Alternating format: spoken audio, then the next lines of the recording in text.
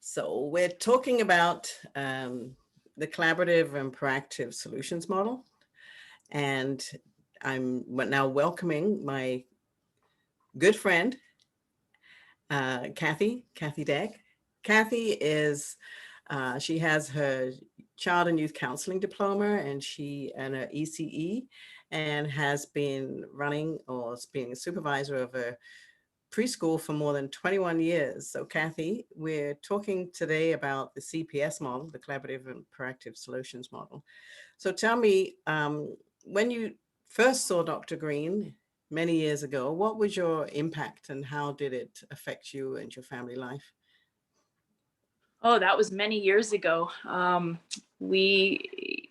My husband at the time and I went for my son, who was quite little. And I have to be honest, it was a little overwhelming the first time that I saw Dr. Greene, and he's a little bit larger than life.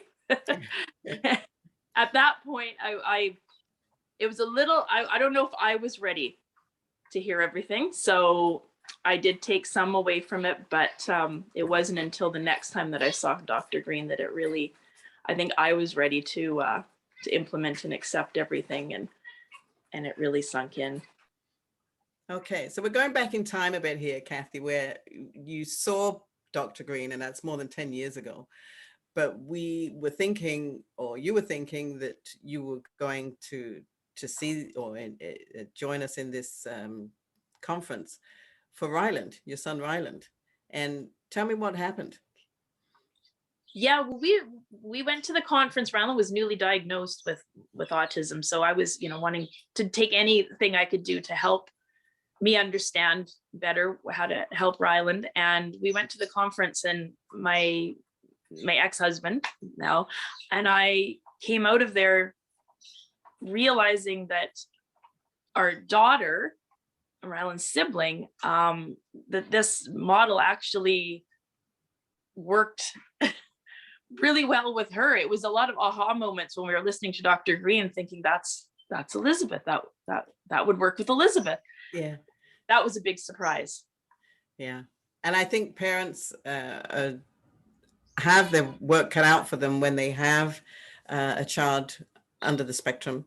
But a lot of times the siblings don't get as much attention, and it's no fault of the child who has autism, of course, but the siblings have to deal with that as well, that they're not getting as much attention as they previously were, maybe.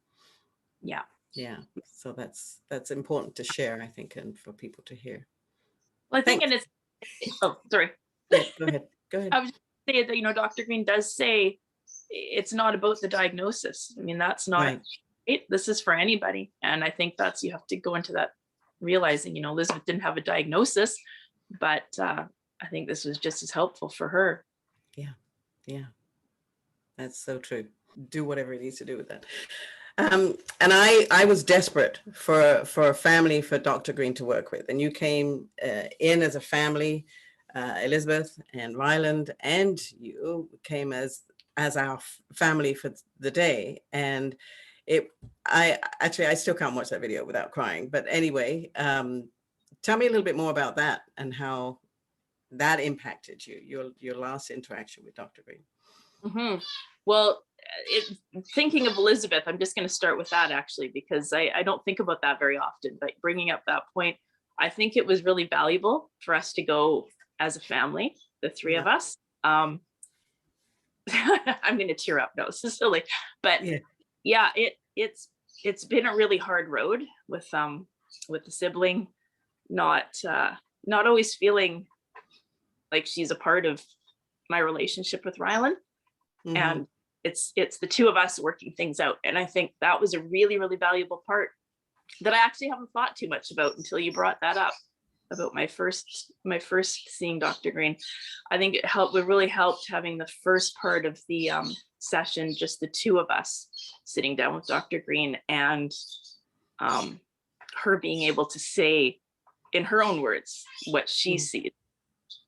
She doesn't do that very often. So that was actually really valuable, that and just being a part of it and not always feeling like it was me coming from me saying things that I've learned or heard or or experience. She got to experience herself and see how it really worked. And I think the interview with Ryland afterwards really blew her away. Like it blew a lot of people away, how much came out of him. It did. Yeah. Yeah. I remember that. And I think it blew all of us away on how articulate Ryland was. And he had never met Dr. Greene, and how that whole Plan B session went. It just blew us away. And Well, I would add that there were teachers actually from Ryland School. Maybe you can share a little bit about what happened as a result of that.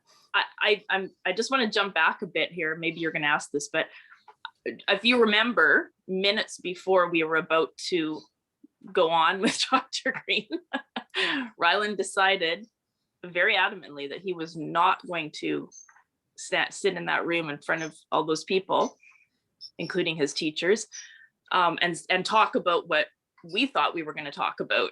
And it almost didn't happen, because he was not discussing that. He wanted to discuss something else. He had something else that was, to him, was a bigger issue. And Dr. Greene was great. So we went and talked to him at the break and said, this is, Ryland's going to take off in a minute. He's not comfortable doing this. And I think you saw a side of Ryland we don't see that often.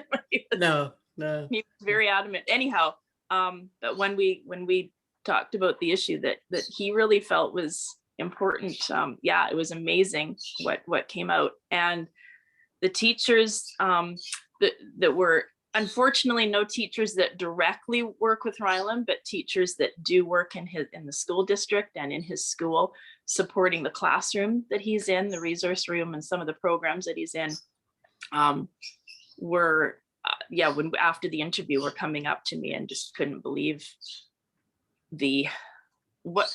how he represented not just himself but other children in the school system that feel the same way. And that was a big part of why he went through with the interview, is he wanted teachers, especially teachers from his school, to know how it felt to be a student in his position and not being heard. And he really got that across. He did. There were tears. I think they were so overwhelmed that not only you had tears, but many, many people in the audience, including those from his school, teared up and were just blown away by what he had to say. And that just goes, I guess, to the CPS model, that listening, hearing, and acknowledging what a child has to say is so important. So talking now about a little bit about Ryland School District, what's happening there? What's changed? His school district has really taken on the model. I know that in his school in particular, his high school, there are a few classrooms that are using the model, and a few of the teachers and the support staff that were there at that conference have really taken it on and really believe in it. I know that the school district has put on a few different seminars that has been available to parents as well, which has been really great, because I know personally I spread the word to a lot of parents, but to be able to go and see Dr. Greene and see it a little bit in person, how it works, it's really spread through the district.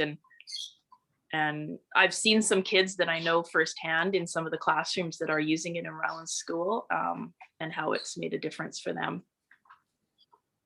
So there's been a significant shift, would you say, as a result of that? Yeah. Definitely. And now, also, as a preschool teacher, have you been able to implement the CPS model at work? Yeah, interesting. So when I was at the conference, I was kind of wearing two hats. I was there as a parent, and then I was also there thinking as a preschool teacher. And Elysabeth, my daughter, also works with me at the preschool. So her being there too, we were able to take away a lot of things that we looked at things differently.